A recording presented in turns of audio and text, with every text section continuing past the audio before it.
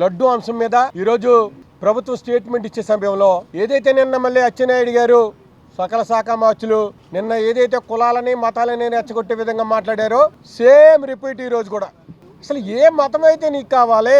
Christian అయితే మీకెందుకు, హిందూ అయితే మీకెందుకు, ముస్లిం అయితే మీకెందుకు? లౌకిక రాజ్యంలో అన్ని మతాలని గౌరవించమని ప్రజాస్వామ్యంలో రాజ్యాంగం చెప్తుంటే పదే పదే పవిత్రమైనటువంటి అసెంబ్లీలో శాసన మండలి సాక్షిగా మరి మంత్రి గారు ఆ విధంగా ప్రవర్తిస్తున్నారంటే నిన్న కూడా మేము చెప్పాం, కేవలం చంద్రబాబు నాయుడు గారు మీ చేత మాట్లాడిస్తున్నారు, లోకేష్ గారు మీ చేత మాట్లాడిస్తున్నారు, పవన్ కళ్యాణ్ గారు మీ చేత మాట్లాడిస్తున్నారు. నిన్న చెప్పాం, అదే జరిగింది ఈరోజు కూడా.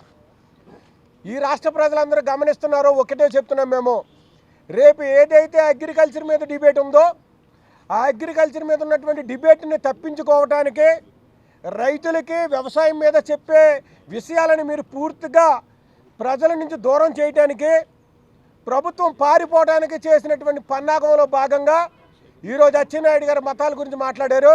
దాన్ని తీవ్రంగా ఖండిస్తున్నాం. అచ్చెన్నాయుడు గారు, ఇది మీకు పద్ధతి కాదు. చంద్రబాబు నాయుడు గారు ఇప్పటికైనా సరే అచ్చెన్నాయుడు గారిని మంత్రి పదవి నుంచి తొలగించాలి. ఆ మంత్రి పదవికి ఆయన సరిపోడు, ఆ మంత్రి పదవి నుంచి కొనసాగే అర్హత లేదు. ఖచ్చితంగా అచ్చెన్నాయుడు గారు ఆ పదవి నుంచి చంద్రబాబు నాయుడు తక్షణంగా తొలగించాలని డిమాండ్ చేస్తున్నాం. ఇంకో అంశం బిఎన్ రెడ్డి గారి అంశం. మరి వాట్సాప్లోను, ఫేస్బుక్లోను, స్టేటస్లోనూ లేదా వచ్చినటువంటి అంశాన్ని తప్పుదా పట్టిస్తున్నారు. స్వయంగా బిఆర్ నాయుడు గారిని ఒప్పుకున్నారు. 32 సంవత్సరాల నుంచి మాకు ఆ కుటుంబం నుంచి మాకు అవినాభావ సంబంధం ఉంది, మా ఇద్దరి మధ్యన బంధాలు ఉన్నాయని చెప్పినటువంటి బిఆర్ నాయుడు గారి కోసం బిఆర్ నాయుడు గారికి చంద్రబాబు నాయుడు గారికి సంబంధం ఏంటి? బిఆర్ నాయుడు గారికి అచ్చెన్నాయుడు గారికి సంబంధం ఏంటి? బిఆర్ నాయుడు గారికి లోకేష్ నాయుడు గారికి సంబంధం ఏంటి? బిఆర్ నాయుడు గారికి పవన్ నాయుడు గారికి సంబంధం ఏంటని మేము అడుగుతున్నాం. బిఆర్ నాయుడు గారి మీద చర్చ పెట్టండి, వాయిదా తెరవనితో దాన్ని తిరస్కరించారు. అసలు బిఆర్ నాయుడిని మీరు తొలగిస్తారా, తొలగించరా?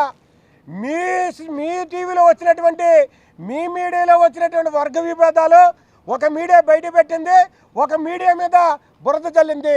ఆ బురద జల్లే టైంలో ఆ సాక్ష్యాధారాలతో సహా మరి సాక్ష్యాలు బయటకు వచ్చినాయి. మీరు పడినటువంటి సమయంలో వైఎస్ఆర్సీపీ చేసిందంటే సరికాదు. మీరు బిఆర్ నాయుడు మీద యాక్షన్ తీసుకుంటారో తీసుకోరో మీ విశ్వసనగా వదిలేస్తున్నాం.